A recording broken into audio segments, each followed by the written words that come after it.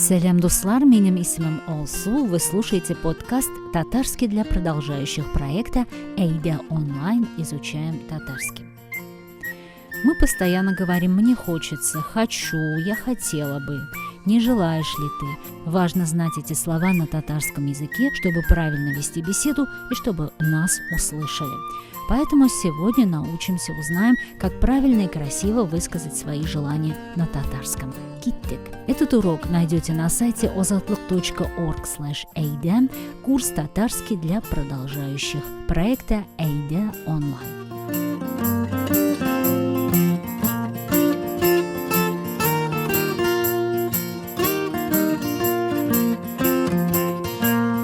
Вспомним нужные слова.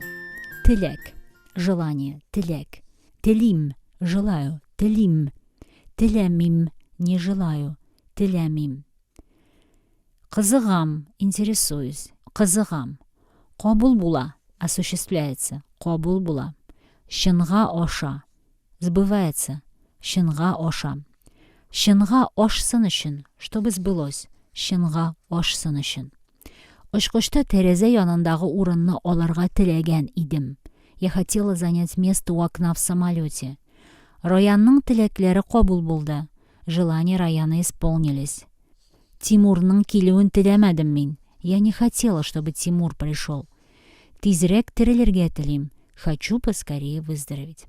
А еще в татарском языке есть такие слова, как теләп, охотно, теләр, теләмәс, нехотя, теләктәш, солидный, которые являются однокоренными словами. Например, Бәхтияр бик теләп миңа компьютерным вируслардан чистартырга ярдәм итте.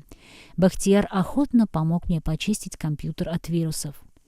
Айгүл теләр теләмәс тузан сөртергә тотынды. Айгүл начала неохотно вытирать пыль. Слушаем 3 аудио, где журналист спрашивает собеседника о желаниях и способах достижения. Ә син хыялланырга яратасыңмы?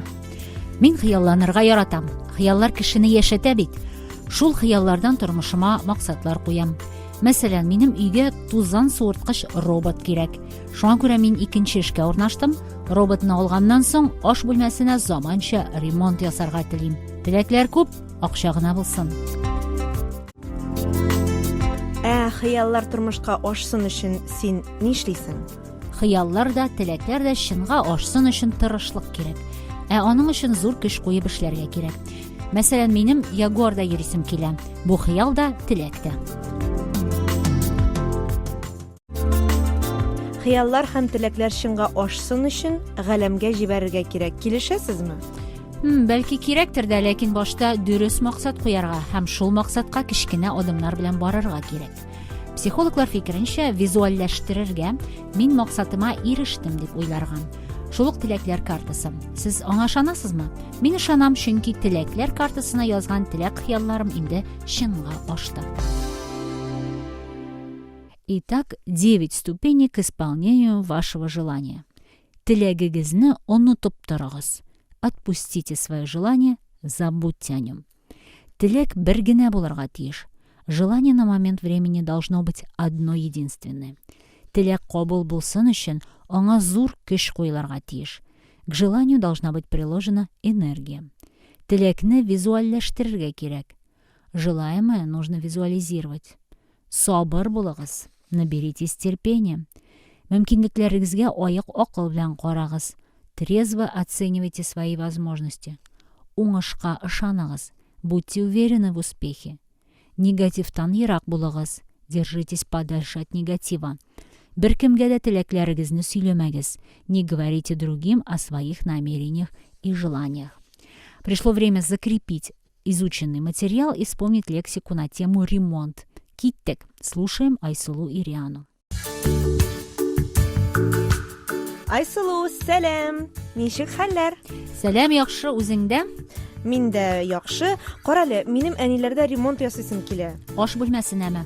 Аш бүлмәсенә, үй алдына һәм шишенү бүлмәсенә. Шәп идея. Әниләргә әйттеңме соң? Ремонт ясарга теләкләре булмаса, ясап булмый бит. Аларга мин бер сүз дә әйтмим.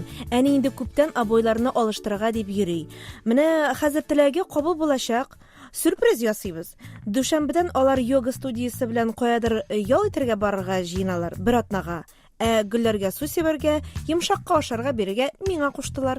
Ого, бер атна эчендә өлгерәбезме? Өлгерәбез. Интернет кибеттән инде шишенү бүлмәсенә җиһазларга заказ бирдем. Абойны бүген сайласак, иртәгә эшчеләр килеп искесен куптарып, яңасын ябыштырып та китәчәкләр. Шуңа хәзер бүген үк абойлар сайлап кайтырга кирәк. Бара аласыңмы 6-дан соң?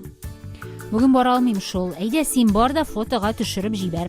Тик ашык төсләрне караям, мин ашык төсле абойлар булуын телим. Ярар алайса, хәбәрләшербез. Сау бул. Сау-сау.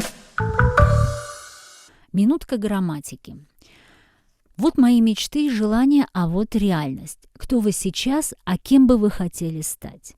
Мин визажист булыр идем. Я бы хотела стать визажистом. Мин Казан университеты студенты булыр идем. Я бы хотел стать студентом университета в Казани. Мин теш табибы булыр идем. Я бы хотела бы стать стоматологом. Мин укытучы булыр идем. Я хотела бы стать учителем. Слушаем диалог.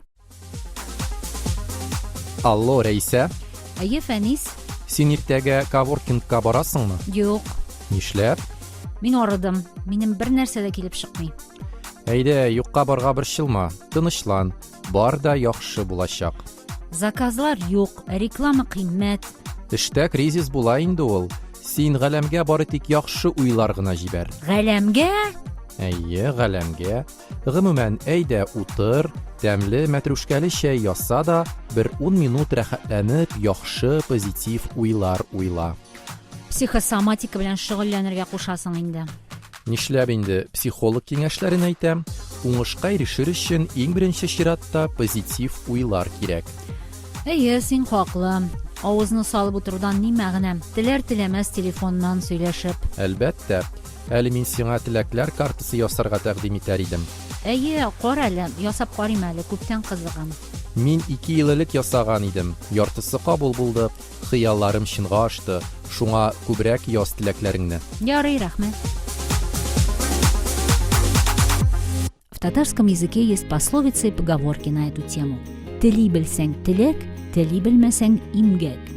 Умеючи просить добра добиться, не умеющий накликать беду. Теләсәң чарасы булыр, было бы желание, а возможность найдется. Яхшы теләк, ярты бәхет. Хорошее желание – половина счастья. Ну что же, заканчиваем подкаст на сегодня. Надеемся, что он был легким и полезным, и вы выучили много нового и интересного. На нашем сайте есть тест для закрепления полученных знаний. Идите на сайт ozatlyk.org/ayda. Это был урок курса «Татарский для продолжающих» номер 21 «Теләкләрен бармы». Мы есть во всех соцсетях: ВКонтакте, Facebook, Instagram, YouTube, а также в Telegram. Каждый день изучайте что-то новое с проектом Эйда онлайн. Изучаем татарский. Сау булыгыз!